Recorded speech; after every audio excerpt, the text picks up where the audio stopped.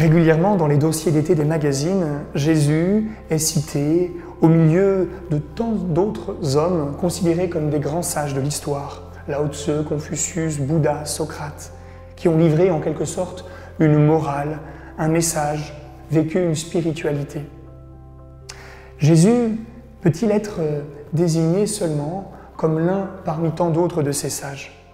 À quoi pensent vraiment les chrétiens lorsqu'ils désignent Jésus par le titre de maître de sagesse? Lorsque nous nous plongeons dans l'Évangile, en de très nombreuses pages, nous voyons Jésus enseigner les foules. C'est même l'une de ses activités principales. L'Évangile de saint Matthieu comporte par exemple 5 grands discours longs de plusieurs chapitres, dont celui notamment sur la montagne. Vous connaissez aussi certainement les nombreuses paraboles de Jésus, qui sont la forme typique de son enseignement. Ces prises de parole sont souvent riches aussi de proverbes, d'aphorismes.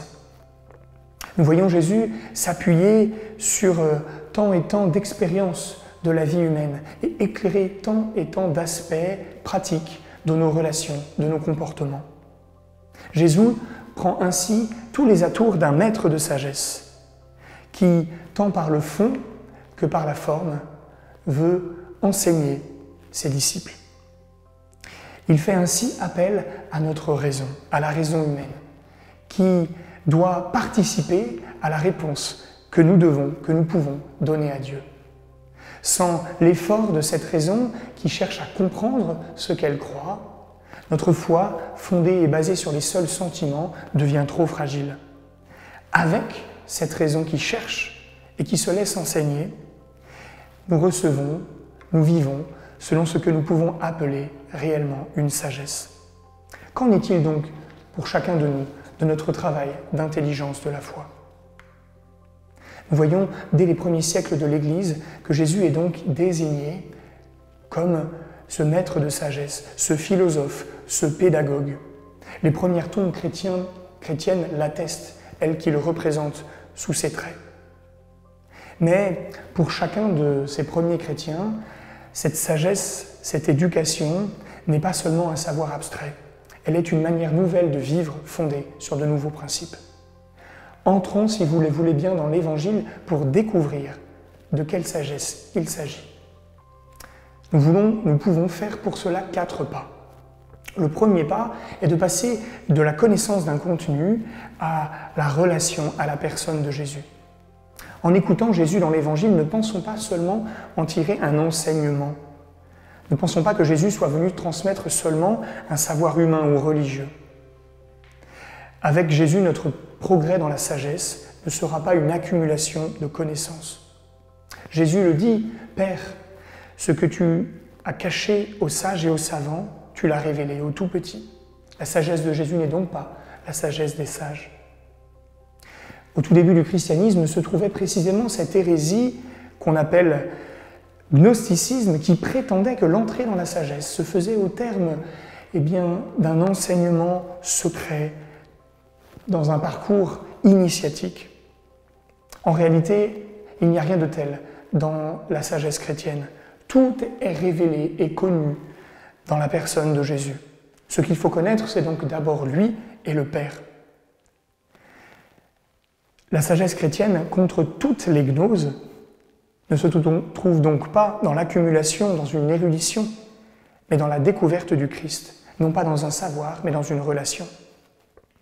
Et d'ailleurs, à l'écoute de la sagesse de Jésus et de ses paroles, la question que se posent les foules est celle-ci. Au fond, qui est-il celui-là? D'où lui vient cette sagesse et ces miracles? C'est la question de son identité. Son enseignement est donné avec une autorité qui bouscule. La vérité de ses paroles est rendue claire par les miracles qui l'accompagnent et qui rendent son enseignement efficace. Il n'est donc pas seulement un orateur brillant, un séducteur de plus. Ce qu'il dit devient un événement et s'accomplit. Ce qu'il enseigne transforme visiblement, change concrètement la vie des hommes, de ceux qui l'écoutent. Et tout cela est lié à son identité. Il est, dira Jésus lui-même à son propre propos, plus que Salomon, plus qu'un sage. car jamais un homme n'a parlé de la sorte. Il est et il prend lui-même les atours de la sagesse divine. Cette sagesse qui vient au milieu des hommes et qui, en leur milieu, en leur sein, vient les transformer de l'intérieur, agir en eux et avec eux pour les rendre amis de Dieu. Voilà ce que Jésus fait, et tout cela en raison de ce qu'il est. Comme Dieu, il livre Dieu aux hommes. Comme homme, il traduit en quelque sorte humainement Dieu lui-même. Avec lui, la sagesse, c'est donc d'incarner dans notre propre vie le mode de vie de Dieu lui-même. Vivre humainement comme Dieu, voilà la sagesse. Soyez parfaits, comme votre Père Céleste est parfait. Et cela n'est possible qu'en relation avec lui, qu'en relation avec Dieu. Le cœur de l'enseignement de Jésus, le cœur de son enseignement de sagesse, dans le discours sur la montagne notamment, consiste précisément à nous révéler que l'homme sage est celui qui entre en relation avec le Père.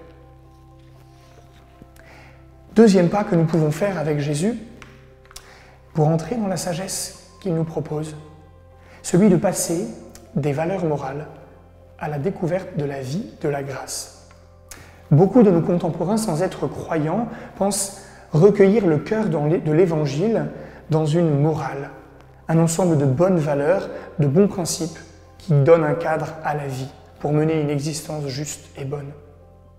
La sagesse de Jésus serait donc cette sagesse pleine de bons sentiments et de bonnes valeurs. Mais le problème avec cette vision, c'est qu'elle nous dispense d'écouter vraiment ce que Jésus a à nous dire. Parce qu'au fond, ces bonnes valeurs et ces principes rejoignent ce qui existe déjà dans notre cœur. Cela nous empêche d'écouter et de suivre Jésus. Parce qu'une fois cette morale connue et reçue, nous pouvons, en quelque sorte, l'emporter dans notre poche pour vivre selon elle, sans aucun besoin de vivre avec Jésus et de l'écouter. C'est une sagesse athée, sans Dieu. Or Jésus, précisément, comme nous l'avons vu, nous révèle que la sagesse se trouve dans une relation avec lui, précisément parce que sans lui, nous ne pouvons rien faire.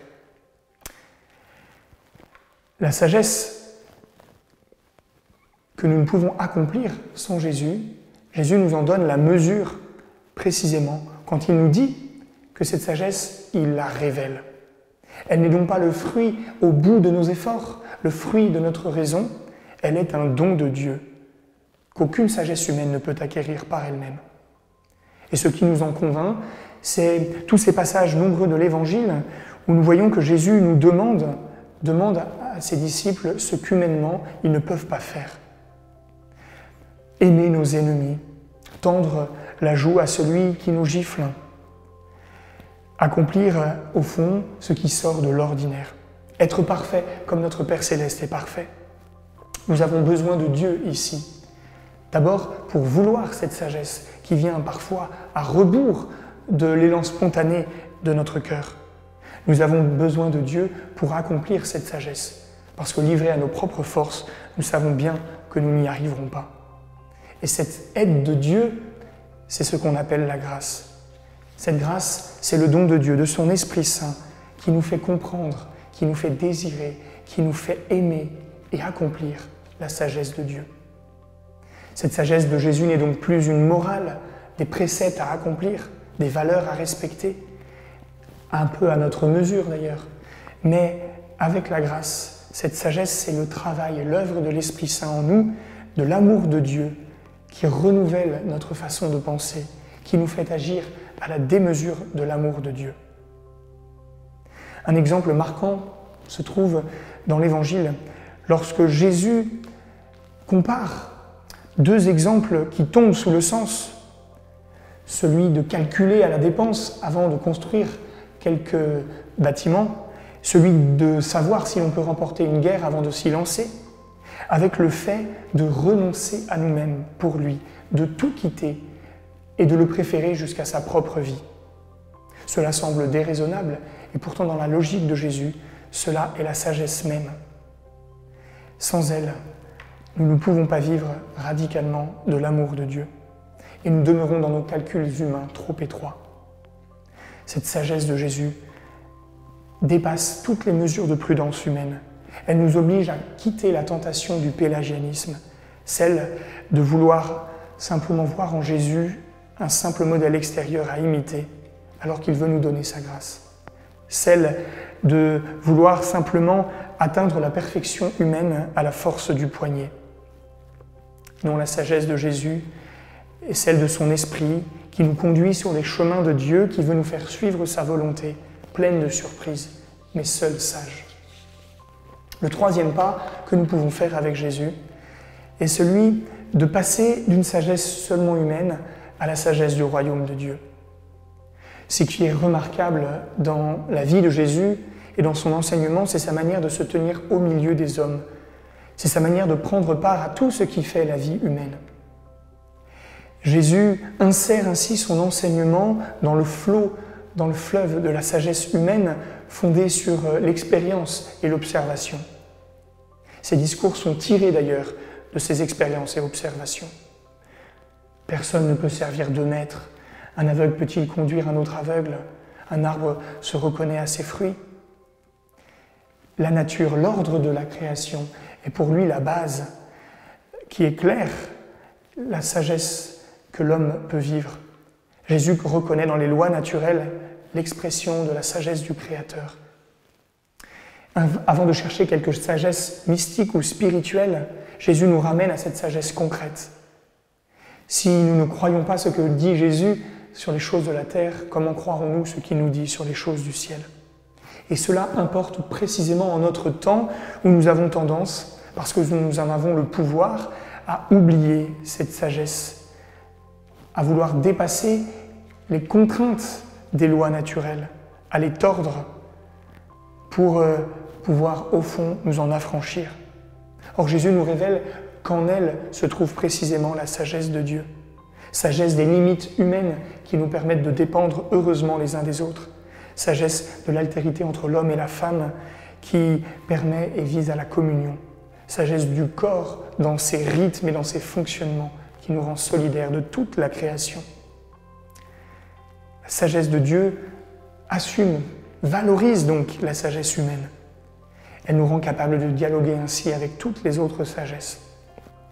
Mais Jésus, en même temps, ne se contente pas d'exprimer une sagesse tirée de l'expérience. Sa parole est riche d'un enseignement qui n'est pas tiré de cette expérience, mais qui est une révélation qui dépasse largement les acquis de la sagesse et de l'expérience humaine. La conclusion de beaucoup de ces enseignements, implique un saut qualitatif du côté de Dieu. Être parfait comme il est parfait, être miséricordieux comme il est miséricordieux. À travers son enseignement, Jésus, au fond, nous permet d'entrer dans une sagesse qui n'est pas visible seulement et perceptible seulement par la raison humaine. Il nous révèle l'imminence du royaume de Dieu. Il nous révèle la logique de ce royaume qui affleure dans l'existence humaine, mais qui la dépasse largement. Cette sagesse implique de reconnaître nos limites, de reconnaître qu'au fond, nous ne pouvons pas, par nous-mêmes seulement, conduire notre vie. Cela implique de découvrir, et comme Jésus ne cesse de vouloir nous y conduire, la providence divine. Savoir et découvrir que, au fond, ce qui est la vérité profonde de tout ce qui est, c'est Dieu, maître de l'histoire. La conséquence de cette sagesse, c'est que notre raison humaine entre dans ce qui la dépasse, se voit ouvert un horizon plus grand qu'elle ne le pourrait si elle était laissée à ses seules forces. La foi, la sagesse de Dieu, de Jésus, nous donne des yeux pour voir plus loin, plus haut. Pour illustrer cela, nous pouvons partir de deux exemples tirés de l'Évangile. Nous voyons Jésus s'appuyer sur l'expérience de la bonté des parents pour dévoiler la bonté du Père du ciel. Nous voyons Jésus s'appuyer sur l'observation de la nature et des lys des champs pour nous faire comprendre que Dieu prend soin de toute vie humaine et que dans sa providence, il est fidèle. Ces deux enseignements nous conduisent à découvrir que la sagesse du royaume est au fond une relation filiale au Père, une manière de remettre notre vie entre ses mains, puisque Dieu s'occupe de ma vie, puisqu'en sa bonté, il s'en porte le garant. Eh bien, contre toute évidence humaine, je peux cesser de me soucier de moi-même pour me livrer entièrement entre ses mains. Une ultime étape peut être faite dans la découverte de la sagesse de Jésus. C'est la sagesse de la croix. Cette sagesse est une sagesse paradoxale. Il ne s'agit pas d'un enseignement livré par des paroles. Il s'agit d'un événement dans lequel se résume toute la sagesse de Jésus. Un événement qui n'apporte pas seulement du sens, mais qui, d'une manière efficace, transforme la vie de ceux qui acceptent de se laisser toucher par lui. Cet événement, c'est la croix. Jésus, tout au long de l'Évangile, n'a de cesse de préparer ses disciples à cet événement pour lequel il est venu. Alors que les Juifs réclament des signes miraculeux, alors que les Grecs recherchent une sagesse, dit saint Paul, nous proclamons un Messie crucifié. Et ce Messie crucifié, c'est lui qui est sagesse de Dieu et puissance de Dieu, nous dit saint Paul.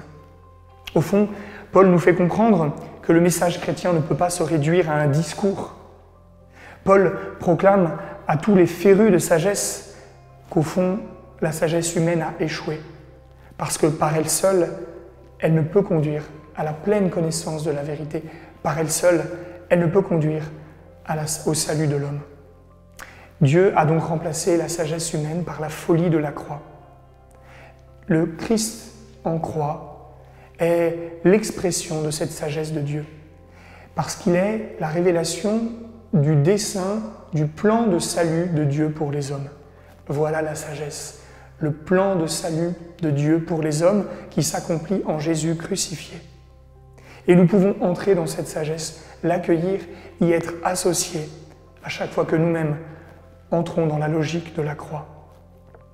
Suivre la logique de la croix et son renversement de valeurs, choisir ce qui semble insensé et qui relève de l'ordre de l'amour pour entrer dans la sagesse de Dieu, une sagesse qui sauve, une sagesse efficace, une sagesse qui est ce que l'œil n'avait jamais vu, le cœur jamais entendu.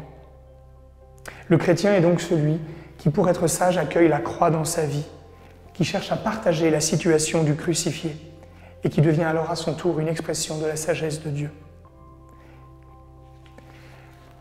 Pour conclure, nous avons donc compris, à l'écoute de l'enseignement de Jésus, maître de sagesse, que nous devons chercher à entamer une relation vivante avec lui. Cette relation va nous ouvrir au don de la grâce, au don de l'Esprit Saint qui va transformer notre manière de penser, qui va nous libérer de l'étroitesse d'une morale pour nous faire entrer dans la logique du royaume de Dieu. Logique d'une vie filiale, vécue dans l'abandon à la providence du Père et à sa volonté. Cette sagesse du royaume trouve son sommet dans la croix, où le plan de Dieu pour le salut des hommes se réalise. Être sage selon le Christ, c'est donc vivre moi aussi la logique paradoxale de la croix, de l'amour jusqu'au bout, où je me trouve vraiment dans le don désintéressé de moi-même. La sagesse du Christ est donc bien plus qu'un enseignement. Elle me sauve réellement. Elle sauve ma vie de l'absurdité et du non-sens. Elle est un appel à une vocation filiale. La sagesse du Christ m'offre, dans une parole sûre et solide, vérifiée par les miracles du Christ et par sa mort, une boussole sûre. En me révélant le projet de salut de Dieu, cette sagesse me sort de l'ignorance sur ma vie et sur le monde. Enracinée dans cette sagesse, ma vie n'est plus ballottée d'un côté ou de l'autre. Celui que j'écoute et que je cherche à suivre ne me manipule pas. Il s'est livré lui-même entre mes mains et il me conduit à la vie. Par cette sagesse, œuvre en moi de l'Esprit Saint envoyé par Jésus. Jésus me donne ultimement la saveur de Dieu. La sagesse est précisément étymologiquement ce qui donne la saveur. Jésus me fait donc goûter, savourer combien Dieu est bon. Il me fait désirer Dieu et sa volonté comme ce bien le plus parfait pour lequel je peux renoncer à tout. Je considère, dit saint Paul, tout cela comme une perte à cause de ce bien qui dépasse tout, la connaissance du Christ Jésus, mon Seigneur. Devenons donc disciples du Christ, mettons-nous à son école, écoutons sa parole, mettons-la en pratique, laissons Jésus nous conduire pour goûter la sagesse de Dieu qui, comme le sel, donne toute sa saveur à notre vie.